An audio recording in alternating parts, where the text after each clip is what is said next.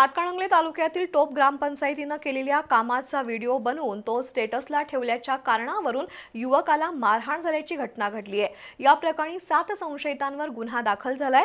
नागेश पाटील यांनी ग्रामपंचायतीच्या कामाचा व्हिडिओ चित्रित करून तो मोबाईल स्टेटसवर ठेवला होता। याच रागातून संशयितांनी त्याला घरासमोर गाठून मारहाण केल्याचा व्हिडिओ सोशल मीडियावर व्हायरल झालाय। हातकणंगले तालुक्यातील टोप ग्रामपंचायतीने जाहीर केलेल्या कामाचा व्हिडिओ सोशल मीडियावर स्टेटसला ठेवल्याच्या कारणावरून युवकाला मारहाण झाल्याचा आरोप करण्यात आलाय। नागेश पाटील यांनी ग्रामपंचायतीच्या कामाचा व्हिडिओ चित्रित करून तो मोबाईल स्टेटसवर ठेवला होता। त्यामुळे एका गटानं हॉकी स्टिकनं मारहाण करून नागेश पाटील यांना गंभीर दुखापत केली आहे। दरम्यान या मारहाणी संदर्भात नागेश पाटील यांनी शिरोली MIDC पोलीस स्टेशनमध्ये फिर्याद दिली असून धनाजी पाटील, भगवान भोसले, विजय भोसले, सुनील काटकर, सुरेश भोसले, युवराज देसाई कवठेकर आणि सागर पाटील अशा 7 जणांविरुद्ध गुन्हा दाखल झालाय।